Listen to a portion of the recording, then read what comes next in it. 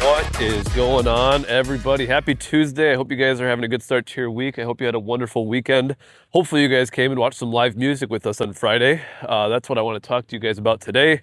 But before I get into that, my name is Colton Burt, the host of the Grizzy Life podcast. If this is your first time tuning in, I'll give you a quick brief on what we like to talk about here. We've got 6 gym locations. We've got Priority Fitness, which is a gym install and servicing company. And then we have real estate on top, like a lot of our gyms. We own the real estate. We've got some office space as well that we own. And then we also got the bar and restaurant, which we own the real estate there. So we kind of got our hands in a bunch of different areas. And what I like to do is any life lessons or things that we're working through on the business side, I like to bring those forward to everybody listening here. If there's things that I can relate from business to personal, if there's things that I'm reading and learning and studying, maybe it's AI, maybe it's communication skills, maybe it's like psychology-based stuff, right? Sales-based stuff. I like to bring that stuff forward. Sorry, jogging across the road here. I like to bring that stuff forward to you. So hopefully your day, you can improve your personal life, your business life, the way that you communicate with others, the way that you work with team members, or the way you lead your team or whatever, right? So my goal is to bring you guys good, valuable information that can hopefully put you in a better spot to win, right? Our goal is 1% better. Our goal is a little bit better each and every day. So we do this podcast every Tuesday and Thursday. And our goal is to leave you in a better spot than you were. So if it's your first time tuning in, I appreciate you. Tell the person who told you about the podcast, hey, Colton said thanks for sharing it with you. But if you're at day one or somewhere in between, I appreciate the hell out of you too. We do this podcast for a small group of people, and that's why we do it. I do it to hold myself accountable, but I do it for the people who will shoot me that random text and say, hey, that thing you said or the thing you mentioned or this or that, it goes a long ways. So that's what I'm here for. It doesn't take a ton of my time. Lately, I've been doing this walk and talk style. I go for a 10 to 20 minute walk while I'm working here at the restaurant, and I just kind of let you guys know what's going on. So for those of you that know or that don't know, last Friday, we had our first large music event. And to look inside the business a little bit here, I think this is interesting, right? How much does something like this cost to put on? What are the details? An event like this is hard, in my opinion, to profit, hand over, make a lot of money. It's not very easy. It's a huge line item. It's a huge expense. And if I had to guess, with labor, the cost of the band, just like setting up the tent and tearing it, like just the things that we had to do to put this event on, it's probably I'm just going to guesstimate a $4,000 expense, maybe $3,500, which is a line item. It is expensive. How do you sell enough stuff to break even? How do you sell enough to make money, right? And so there's a lot of stress. There's a lot of pressure. You don't know who's going to show up. You don't know, right? Like you're just throwing this big party and you're hoping all these people show up and you're hoping everybody has a great time and you're hoping there's no issues, right? So anyways, it was success. It was more successful than what we thought it was going to be. And we didn't really know what to think. So I don't want to say like we had low expectations, but it was packed. There was people here. The bar was packed. The outdoor area was packed. There was like just people enjoying the music and people having a good time, and a lot of people coming up to me and saying, hey, thanks. We appreciate you and everything you're trying to do for the community. So it was overall a great experience. Now, the reason I want to talk about this event in particular and how I can kind of relate it back to personal is like the preparation aspect. And so I'm going to try to like I said, make this personal as well. But when you're planning something like this, or when you're wanting to make a decision or like do something, right? You have to think about all possible outcomes. You have to think about, and this is like the logical thinking, right? You want to think about worst case and best case. You want to plan for the worst and hope for the best, right? Like that's the goal. And so you need to prepare yourself for both of those scenarios and any scenario in between.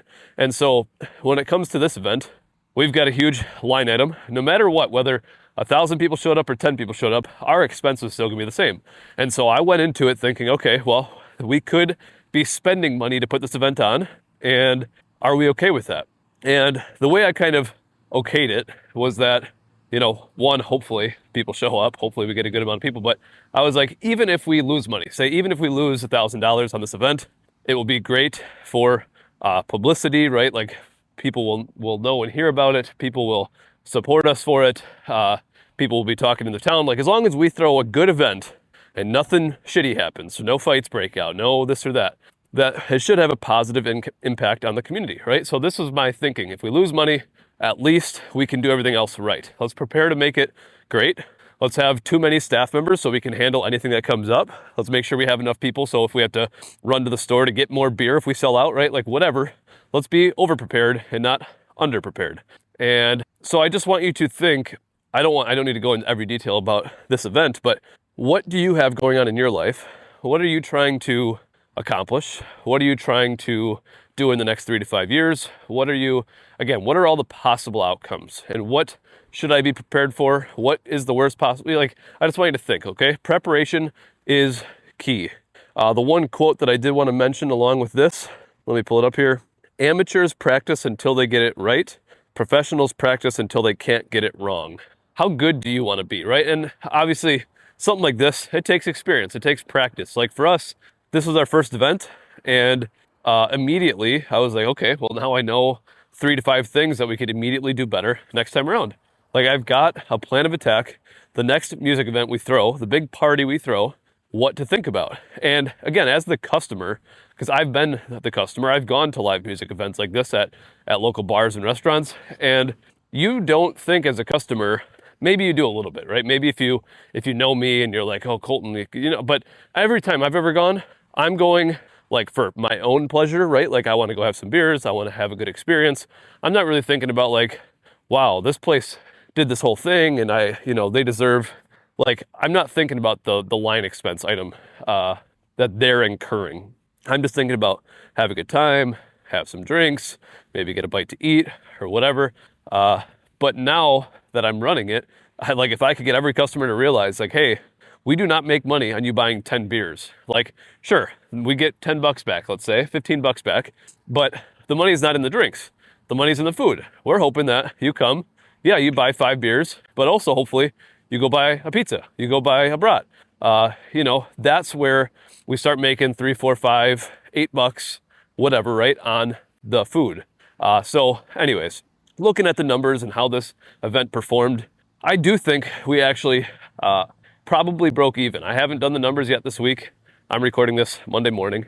But I'm assuming we came right about even on the day. I have to go through food costing and what all was sold and again, labor and again, the cost to, luckily our cook, our main cook, he's got all these tents and so there wasn't much cost there. But again, to put the tent up, to take it down, it was a lot of work. And let me tell you, my body was not happy after Thursday night. We went from 4 p.m. to like 8:30. We were putting a tent up. We were putting this tent up. And for those of you that know, we resurfaced our blacktop. We seal coated it and did the cracks, right, the fill in and all that stuff. And it was unfortunate, but when we were putting this up, I didn't really know what we were getting into. This tent was like a wedding tent. This is a 1,200 square foot tent. It was huge.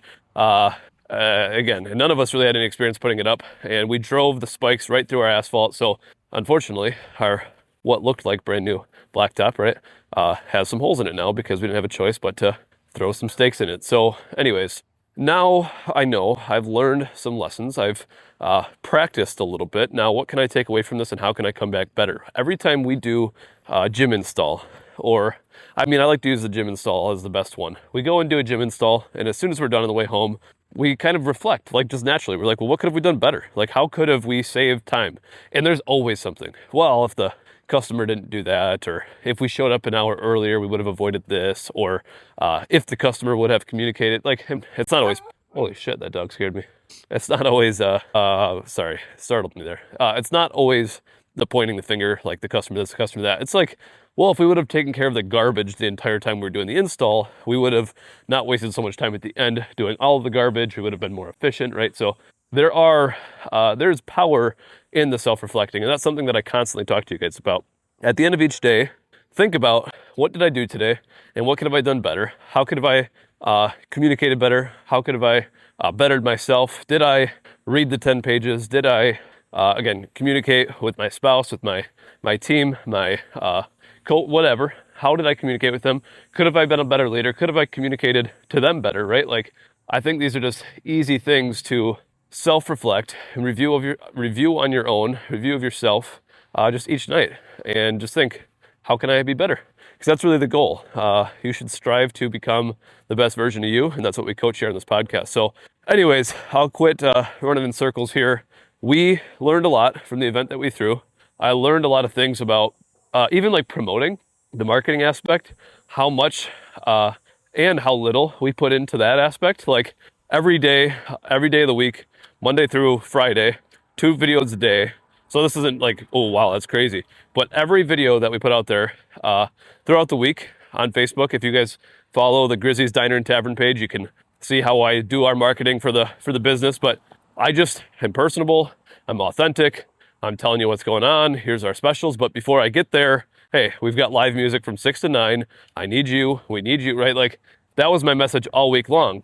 Now, the band was expensive. They did have a following as well, so that obviously helped us. We naturally had people come because of that, but we had so many people in the community that were like, hey, watch you on Facebook, we're coming in because of that or whatever. So anyways, you live and you learn. Hopefully you learn, hopefully whatever your experiences you're having, that you are taking away how to improve on them and keep moving forward. So preparation is key. Go and be the best you. We'll talk to you soon. Have a wonderful Tuesday, and we'll see you on Thursday.